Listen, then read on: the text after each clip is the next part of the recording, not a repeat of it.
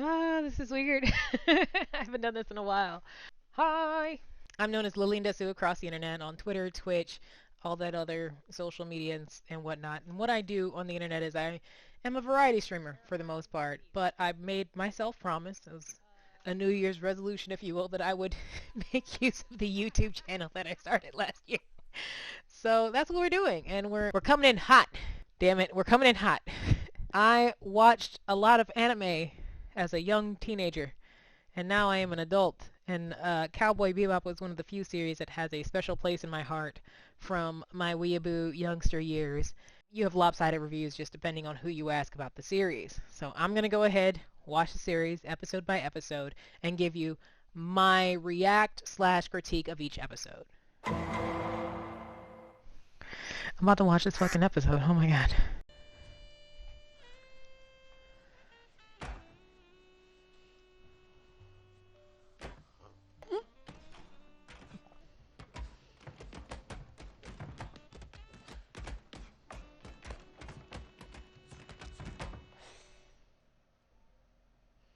Are you fucking serious? Just a few of Tanaka's thugs could have offset the property damage. Alright, it's bothering the fuck out of me. I'm gonna hate Jet's fucking face hair. That is the shittiest fake beard I have ever seen in my life. Well, it's the shittiest fake beard I can remember right now. But it's so bad. So bad. Like, his beard is currently my hair texture. It's bothering me so much that they went with that as his hair texture. It's bothering me so much. So much. Why? Why would you do such a thing? Gotta be something better, Jet. Come on. My daughter's turning 8. And I can't afford to buy her a present because of you. I can afford a goddamn walking Sally doll, which is apparently all the goddamn rage in little girls' toys because of you. Now this is my ship. And as long as you're on it, we're gonna go after the bounties I say we go after. Do you feel better? Yeah, a little. God, his beard's so fucking shitty. Like, he looks like he's from Planet of the Apes. Like, Planet of the Apes. Not the new ones. Not the new movies with James Franco and shit. I'm talking about, like, the one from the 70s. That's what his fucking beard looks like. So, this actor for fucking Jet is desperately attractive, and they are severely downplaying that. When I say desperately attractive, I mean world-changing, life-altering, digmatized attractive. Like, this man is fucking good-looking. This hurts my feelings. I don't know why they did Spike's hair. Wasn't the Bebop, like, painted red? Like it had a red hull? I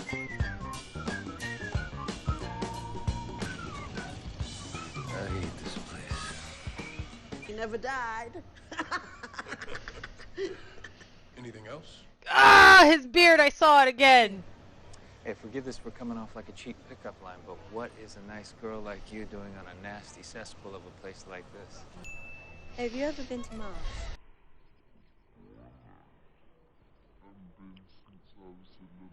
Oh, I remember it was beautiful.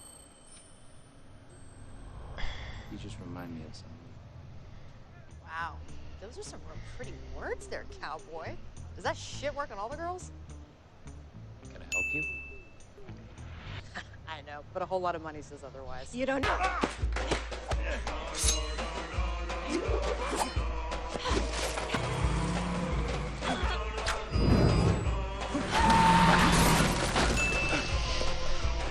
I'm gonna give you one last chance to stop this shit before I...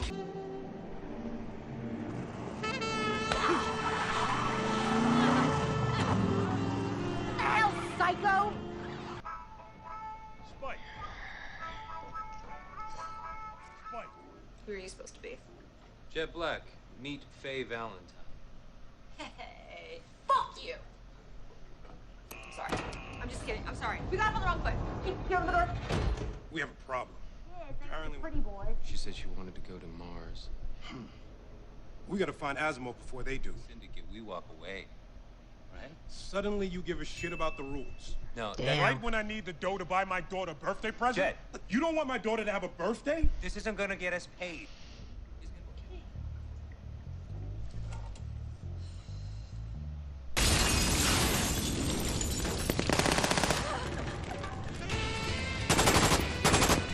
Get her in and get out of here!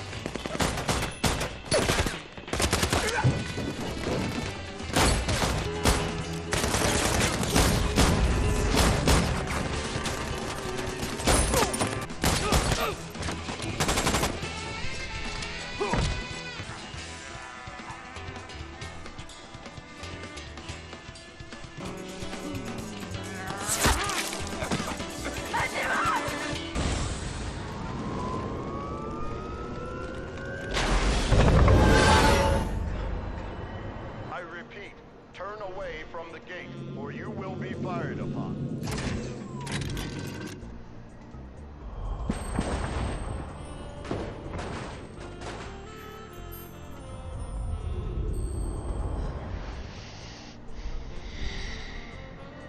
Katerina, let me help you.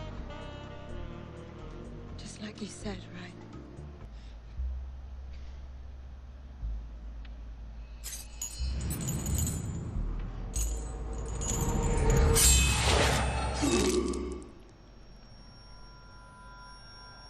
Find this bounty hunter.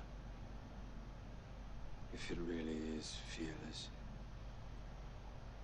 bring me his head.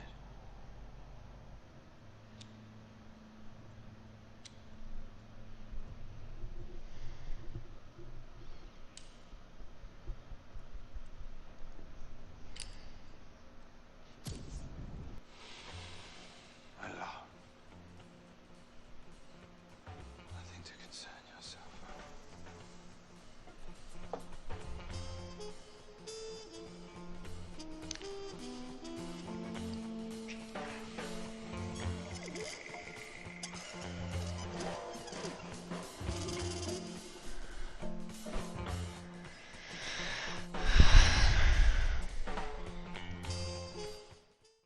I had a technical issue recording the original video. Post-edit Lillian for synopsis. Alright, I didn't like it. I found it very underwhelming. I didn't like Spike Spiegel. I love Don Cho. I love Mustafa Shakir. Sexy man. Oh my god. This entire episode was very underwhelming for me. The opening scene was a soliloquy in a Vegas, like 1970 style Vegas casino. I am underwhelmed. The soliloquy was 4 minutes long. That's longer than Hamlet, you guys. Like, I need you to get on the bus for this one. It was a long soliloquy. It was meant to be melodramatic, dramatic in its content, and then start off, like, kickstart the entire series with some dope-ass fight scene. The fight scene was not dope-ass. It was very kitschy, and it was in a Vegas-style city. It was in a Vegas-style 1970s casino, so it threw me off.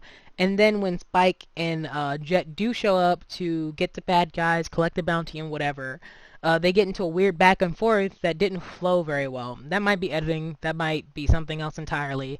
But whatever. It is what it is. And I feel like the direction is at fault here. I don't blame it on the actors and actresses involved in the series. I feel like the casting director failed in some instances, like with Vicious. Vicious is a discount Javier Bardem. Javier Bardem. I'm sorry I messed up your name, sir. You are quite studied, quite famous. I'm sorry for messing up your name. And if you don't know who that is right off the top of your head, think of 007 Skyfall. And the guy who was out there to completely fuck up the entire 007 mission central headquarters, right? That guy. That's Javier Bardem. And and Vicious, the villain of the series with white hair, is a discount version of him. He's the great value Javier Bardem. You're welcome for that image. I didn't like that at all. I didn't like how they chose to portray Faye Valentine, because in my opinion, Faye Valentine is a bratty, She's a bratty femme fatale who's after a bag. She doesn't give a shit about relationships. She wants a bag. What happened over the anime series is that over the course of Faye Valentine's relationship with Spike, with Ed, with Jet, they became a strange family. They became a strange chosen family. What I find here in this series, not saying that they, were family from the very beginning, what they gave Faye Valentine as their interpretation for the live action anime or the live action series of Cowboy Bebop is they made her very bratty. So she comes across as a bratty teenager who's there to catch money. And she does that by antagonizing the adults. Meanwhile, Faye Valentine is a grown-ass woman. John Cho is nearly twice Spike's age, playing Spike. And that is not a discredit to John Cho. He looks like a 50-year-old Asian man, which means he looks 30. He looks 30. It's just odd to have an actor who is nearly twice the age of the character canonically play someone who's that much younger, because there are certain things your body just doesn't consent to doing after a certain age. It is what it is. My body has already tried failing me, and it is not a pleasant experience. So I can only imagine that this was a challenging role because he needed to be agile and fast and do his martial arts stuff. Not saying that he's not a good martial artist, because, you keep practicing, you stay good. It's just that it was very interesting to see him take on this role. And not interesting, and it's like, wow, he's still got it. It was more like, how can I say this respectfully? With not being 25 anymore and you getting used to your body's quirks as they come, it's completely different from having a body that is fresh from the gods. You feel me? It is what it is. Another thing that I didn't really appreciate is their interpretation of Spike. They made him kind of like, Spike is cheeky.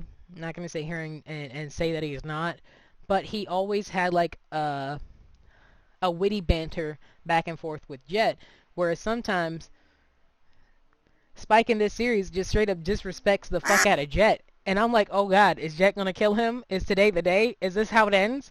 And Jet doesn't kill him, he just backs off. And I'm sitting here like, Jet Black? Back off from somebody disrespecting him? What? Because like there's this one part in the series where Spike and Jet were having a disagreement about how they should have handled the whole casino heist situation and whether or not they would take on this next bounty, because it would really help Jet because he has to get ready for his little girl's birthday. Also hate the fact that Jet is somehow an estranged father, but that's later. So they're arguing back and forth, and when Jet is really frustrated with Spike, Spike just looks at him after his, his whole hullabaloo, and he's like, do you feel better? Yeah, girl, he just told you he needs to buy something for his fucking kid. That was actually rude. That was actually rude. Anywho, so we've covered Spike. Oh, we haven't covered the most important part of Spike. His hair. Spike's hair in this series is a good what the fuck, in my opinion. It is on the what the fuck-o-meter. In the anime series, Spike Spiegel has unruly hair. Not quite an afro, but big, poofy, voluminous, unruly. To give Spike an afro would not be unfaithful. Do you feel me? To see Spike, John Cho, who has hair like Steven Yeun, or Yoon, I don't know how to say his name, but Glenn from The Walking Dead, and intentionally distressed hair is weird. On top of choosing to portray John Cho's hair as something he does not naturally possess, and distressing it and teasing it so that it is poofy, it's inconsistent. They don't always style his hair that way. Like the style he had in his opening scene was not the style he had when he was fighting Faye Valentine when he met her for the first time. It's not the style that he had when he was doing his whole fight the dummy sequence in the middle. It was an odd choice and an inconsistent one, because sometimes his hair looked like a helmet, and sometimes his hair looked like they blew it dried and distressed it so that it would be poofy. A lot of this series seems very forced, or fairly forced, not very forced. Forced in the sense that they're trying to force Spike to be cool when they chose an actor that is not known for swagger. They made Faye Valentine a bratty teenager. They made Mustafa Shakir Mustafa Shakir, they gave him a pot belly. Man does not have a pot belly. And a Planet of the Apes freaking beard. He can grow his own beard. It would just be kinky. And they gave this man fur patches for a beard. It was atrocious. I don't know how many times I rolled my eyes. The fight scenes were very disjointed because of how they decided to edit the fight scenes. They would always cut to the next camera after the action. And when you're editing a fight scene, you don't cut after the action, you cut during the action so that it feels more smooth as you transition from one perspective to another. They didn't do that. That's like film 101 shit. They didn't do that. It was a highly composited series where they blended live action, live practical effects, and a lot of computer generated nonsense. And I think that's it. I didn't like Faye Valentine because they took her in a bratty teenager direction instead of a bratty femme fatale who's after a bag. I didn't like their treatment of Spike Spiegel. I didn't appreciate the fact they made Jet a single father and gave him a shitty arm. That shit looks like it's paper painted over to look like it's supposed to be like shitty metal. And that's an odd choice. Making Jet a father is an odd choice. Giving Jet a beard that doesn't grow out of his face, equally strange. I don't like it. The only character that I feel is most faithful to who they were in the series, not based on appearances, just based on attitude and how they carry themselves, is Jet. But thank you for joining me. I will be doing this again with episode 2, so stay tuned for that. If you would like to see me on my other social medias, you are more than welcome to follow me. My name is Lilliandesu across the internet. You can find my social medias somewhere on my YouTube channel. I'm sure I put it somewhere. By all means, subscribe to my channel, hit the notification bell, and you will see all of my updates. Thank you very much for joining me today on this roast session of Cowboy Bebop, the Netflix series episode 1. Come back for episode 2.